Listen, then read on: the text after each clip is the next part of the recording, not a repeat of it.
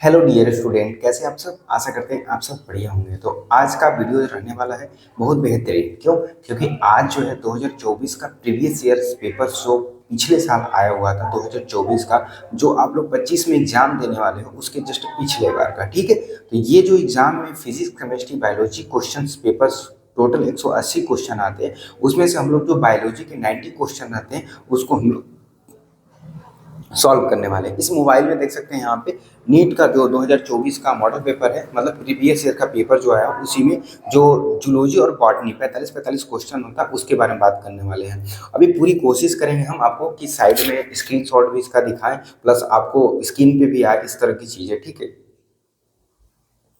पहले हम कुछ ओरली बात किया करेंगे, पढ़ाएंगे, पर धीरे धीरे जब हम एडिटिंग सीख जाएंगे तो आपको लाइन बाय लाइन हर एक चीज़ देखने को भी मिलेगा। ठीक है, क्योंकि अभी मेरा चैनल स्टार्ट हुआ है, धीरे धीरे सब चीज़ सीख रहे हैं, तो थोड़ा सा सपोर्ट करिएगा। ठीक है, तो अभी आते हैं बॉटनी के बारे में। बॉटनी में अब देखिए क्या है, थोड़ा सा पैसा हो जाएगा तो एलसीडी अगर टीवी रहता तो ये जो चीज़ यहाँ मोबाइल में देख के मैं पढ़ाने वाला हूँ तो एलसीडी पे ऑलरेडी पहले से क्वेश्चन रहता तो मैं उसको सॉल्व करता बताता। ठीक है, तो थोड़ा सा मैनेज करिएगा अभी, फिर इसके बाद एलसीडी टीवी भी लेके आएंगे। ठीक है, यहाँ पे देखिए लेसिथीन जो क्वेश्चन है बॉटनी का पहला स्टार्ट है सेक्शन ए में। जैसा कि आप सभी जानते हैं सेक्शन ए और सेक्शन बी होता है। ठीक है, तो क्वेश्चन सेक्शन ए में जो होता है 35 क्वेश्चन होता है जो कि आपका कंपलसरी होता है, जो और 15 क्वेश्चन होते हैं जिसमें से 10 क्वेश्चन आपको करने होते हैं अटेम्प्ट और 5 क्वेश्चन छोड़ सकते हैं। ठीक है, तो सेक्शन ए तो कंपलसरी होता है, आपको उसमें अटेम्प्ट करने ही करने हैं। तो उसमें बॉटनी का जो क्वेश्चन है 101 क्वेश्चन प्रीवियस का पेपर है, आप वहाँ से भी जाके इसको देख सकते हैं। ठीक है, लिखा है lecithin a small molecular weight organic compound found in living tissues in an example of.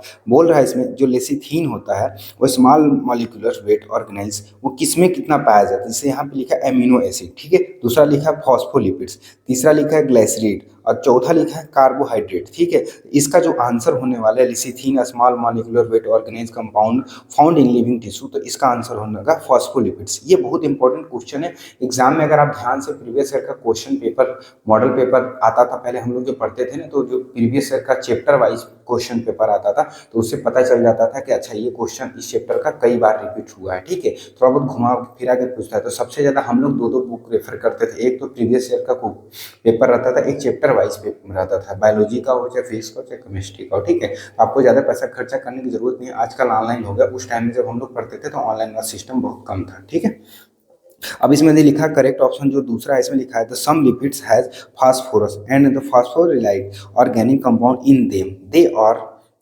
Phospholipids they are found in cell membrane. ठीक है, ये सेल मेम्ब्रेन के अंदर पाए जाते हैं। लेसिथीन इज द वन एग्जाम्पल, तो लेसिथीन जो था इसका एक एग्जाम्पल है। ठीक है, फिर यहाँ पे जो इनकरेक्ट ऑप्शन है वो सब चीज़ों के बारे में दिया हुआ है। फिर इसी तरह से 102 क्वेश्चन में लिखा हुआ है, ये देखिए ये क्वेश्चन भी आप देखोगे कई बार जो एलन का एनसीईआरटी था ना, ये वाला जो क्वेश्चन मैं भी पढ़ाने जा रहा हूँ एलन के एनसीईआरटी में ये क्वेश्चन बिल्कुल सेम टू सेम आया हुआ है। तो एलन के एनसीईआरटी में जब हम लोग पढ़ते थे तो एक चीज़ देखे थे, बहुत सारे ऐसे क्वेश्चन रहता था कि जो कभी किसी प्रीवियस पेपर में नहीं आते थे, सब लोग बनाते थे कि इस टाइप का क्वेश्चन आ सकता था, और सच मानिए वैसे टाइप के क्वेश्चन आते थे तो कभी कभी डाउट भी लगता था यार कि ये क्वेश्चन एलन वाला या जो भी किसी इंस्टीट्यूट का क्वेश्चन रहता है कैसे मैच करता है। तो मुझे लगता था जो कॉपी मतलब बनाते थे इसका पेपर वो लोग भी मुझे लगता है किसी न किसी इंस्टीट्यूट को देख देख के क्वेश्चन पेपर उसमें से भी बनाते थे, ऐसा मुझे आइडिया लगता है, क्योंकि सेम टू सेम क्वेश्चन मिलना। जैसे आप ये देखना, how many molecules of ATP or NDP as required for every molecule CO2 fixed in the Kelvin cycle। आप देखे होंगे जब भी आपके सर पढ़ाएंगे चैप्टर में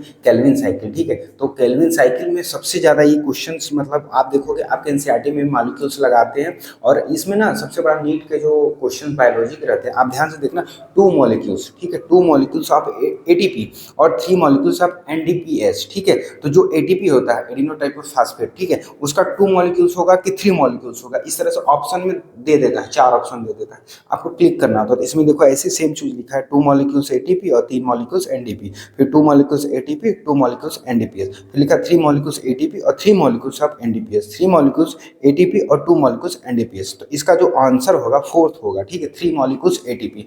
आप वहां पे जाके देखना एनसीईआरटी में बिल्कुल सेम मेंशन किया हुआ है, 3 मॉलिक्यूल्स ऑफ ATP लिखा हुआ है, एनसीईआरटी का लाइन है। ठीक है, और 2 मॉलिक्यूल्स ऑफ NDPS लिखा हुआ है। तो ये दोनों लाइन एनसीईआरटी में है, आप वहां पे जाकर अंडरलाइन कर सकते हैं। ठीक है, अब यहाँ लिखा for fix of first molecules of CO2 in Calvin cycle 3 ATP molecules और 2 NDP मॉलिक्यूल्स, ठीक है, are required for cell cycle, ठीक है। तो ये क्वेश्चन जो है वहाँ पे ऐसे लिखा हुआ, सेल साइकिल केल्विन में जाएंगे, जब निश्चय देखेंगे तो ये दोनों लाइन वहाँ पे मिल जाएगा आपको, तो वहीं से ये क्वेश्चन बनाया गया, ठीक है। क्वेश्चन का पैटर्न कुछ इसी तरह का रहता है। अब फिर यहाँ पे देखिए लिखा 103 क्वेश्चन है, 103वां जो क्वेश्चन है इसके बारे में लिखा है कि Hind second always cuts DNA molecules at a particular point, ठीक है, at particular point called recognition sequence and it consist of, इसमें 8 BP, 6 BP, 4 BP, 10 BP लिखा हुआ है। तो आप इसका आंसर भी आप जाके देखना, वहाँ पे NCERT में 6 BP लिखा हुआ है। तो जो इसका रिक्वायरमेंट होता है वो 6 BP होता है और NCERT से मेंशन है। इससे पता ये चलता है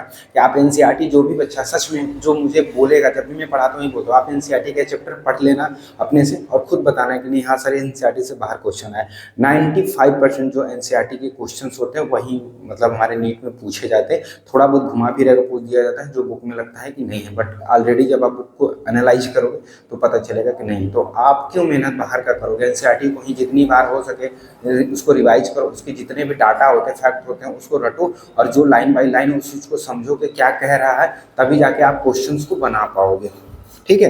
बिल्कुल जीके की तरह क्वेश्चन है, इसमें बहुत ज़्यादा वो नहीं रहता। देखिए आपको बहुत पढ़ना पड़ेगा, मेहनत करना पड़ेगा, दो राय नहीं है इसमें कि इतना आसान नहीं होता जितना हम लोग कह देते हैं कि कोई भी चीज़ आसान है, ठीक है। अब आते हैं इसके लिए, यहाँ पे एक एक स्ट्रक्चर दिया हुआ है in this given figure which component has be out wall and highly thickened in wall. आप ये वाला स्ट्रक्चर देखोगे, जूम करके मैं ऐसे दिखाऊंगा, आप देख सकते हो, शायद मैं पास में ला के दिखा रहा हूँ आपको, ठीक है। ये वाला स्ट्रक्चर जो ना आप लोग जब पढ़ोगे guard cell of stoma, stoma वाला जाओगे NCERT में इसका फोटो बनाया गार्ड सेल ऑफ स्टोमा, ठीक है।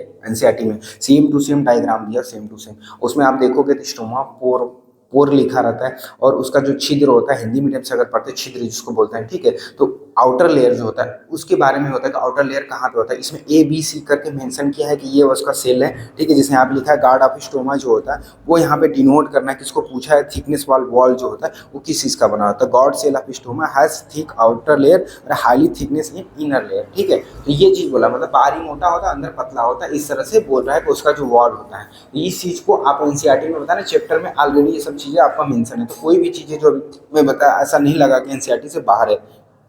अब देखो एक सबसे ज़्यादा क्वेश्चन जो कई बार क्वेश्चन आ चुका है, आप NCERT का कुछ ऐसे क्वेश्चंस देखोगे ना जो मतलब जो शॉर्ट शॉर्ट रहते हैं, जो बिल्कुल सिंपल इजी बेस्ड रहता है। जैसे जीके का एग्जाम एम्स में होता था, जब एम्स का एग्जाम होता था जिपमर का, तब जीके के भी क्वेश्चन 20 आते थे। तब कुछ क्वेश्चन ऐसे बहुत एकदम शॉर्ट में रहता था कि बस हमारे इंडिया का प्रधानमंत्री कौन है, तो आपको लगता था अरे क्या पूछ दिया, तो बहुत लोग ध्यान से देखते थे अरे कुछ गलत तो नहीं पूछ दिया, नहीं भाई वो सिंपल से पूछा डराने के लिए, लोग सोचे कि यार इतना सिंपल कैसे पूछ दिया। लेकिन कुछ क्वेश्चन ऐसे भी आ जाते थे, ठीक है, कि मतलब प्रधानमंत्री से रिलेटेड कुछ क्वेश्चन आ जाते थे, तब वाट लग जाती थी। तो बस सेम चीज ऐसे ही NCERT में 20-25 क्वेश्चन ऐसे होते हैं पूरे 180 क्वेश्चन में, जो एक नीट का बच्चा जब देखता है तो लगता है कि यार ये तो बिल्कुल हल्का है, तो वो कर ले जाता है। सेम टू सेम ऐसा क्वेश्चन ये वाला है। देखिए द को factor of the enzyme carbohydrates is zinc, niacin, flavin, him.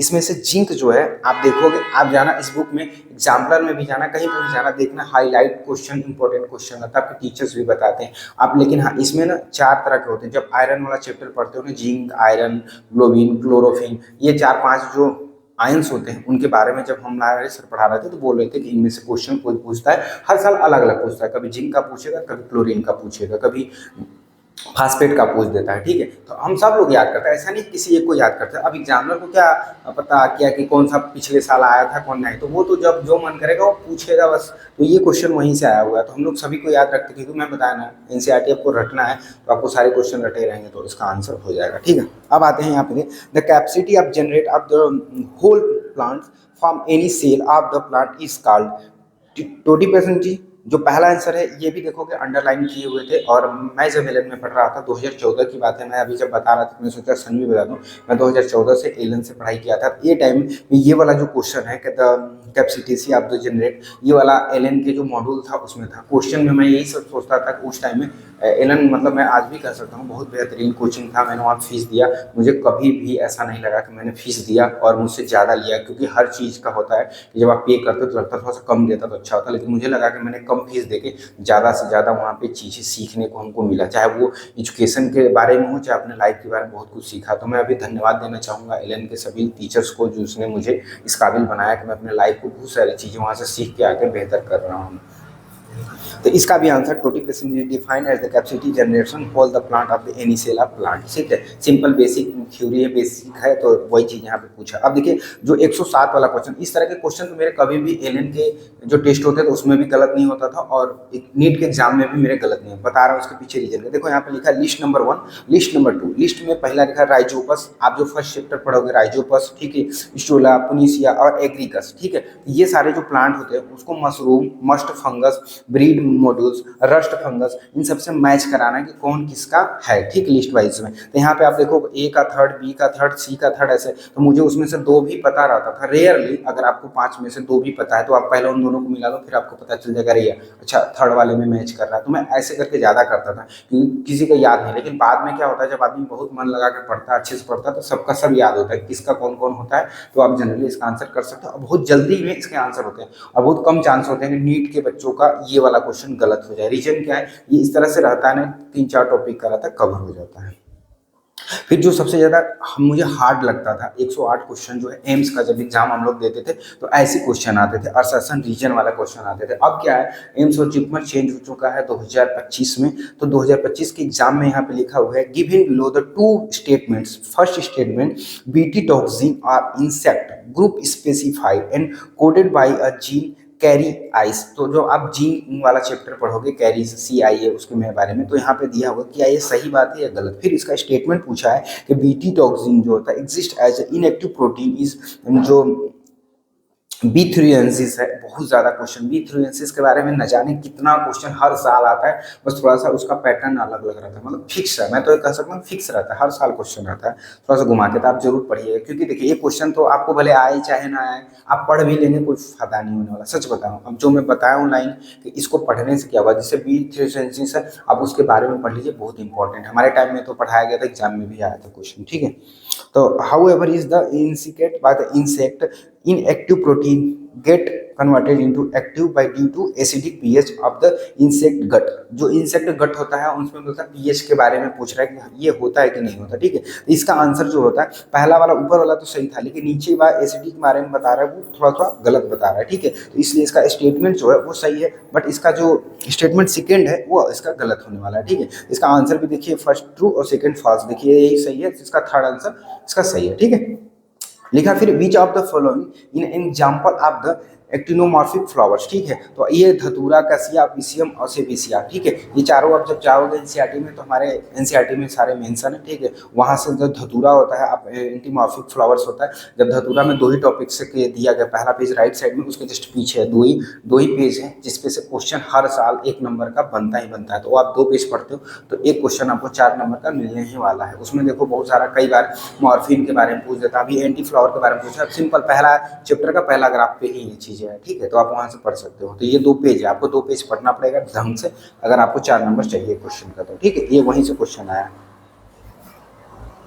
फिर आते हैं the type of the conversation of the threatened specific are taken out from the natural habitat and placed in specific setting which can protect in given specific called is called in situ conservation, biodiversity conservation, semi conservation method और sustainable method। तो biodiversity conversation सबसे ज़्यादा important question पूछा जाता है, और हमारे time में जब हम एलन में पढ़ते थे तो बायोडाइवर्सिटी के बारे में बहुत ज़्यादा डिटेल में 1 महीने तक पढ़ाया गया था। और दूसरा चीज़ है, इस तरह के जितने भी कन्वर्जन होता है या जितने भी संरक्षण नियम होते थे, मैंने तो बिल्कुल एक चार्ट बना के सब रखा हुआ था, जितने भी होते, हमारे सर लोग ने पूरा चार्ट ही बनवाया था अलग से पूरा, कि आप चार्ट पे बना के दीवार पे जहाँ पे भी खाना पीना खाते हो, सोते हो, आप वहाँ पे चार्ट बनाइए। हर साल आप 10 चार्ट बनाए, उसमें से जरूर 2-4 क्वेश्चन तो फंस ही जाते हैं। तो आपको इसको अलग से एनसीईआरटी में नहीं पढ़ना, इसको चार्ट बना के अलग से पढ़ना है। ठीक है, बिल्कुल चार्ट बना के अलग से रख देना है, वहाँ पे ये पूछता रहता है। इस तरह के क्वेश्चन हर साल पूछता है, 5-7 क्वेश्चन है, उसको आप रख लो, एक क्वेश्चन तो उसमें से फिक्स आता ही आता है, जो कि देखो आपके 2024 में ये क्वेश्चन पूछा हुआ है। अगर वो चार्ट मेरे पास, क्योंकि बहुत साल हो गया, वरना मैं दिखाता, मेरे पास चार्ट रहता, तो चाहे मोबाइल से चाहे कॉपी नोट्स, अब तो मेरे साथ बहुत साल हो गए इसलिए रखा नहीं, तो इस समय मैंने अलग से बना कर रखा हुआ था। ठीक है, आप भी जब मेहनत कर रहे होगे तो आपको पता होगा ये सारी चीज़ें आपको अलग से बनाना ही पड़ेगा।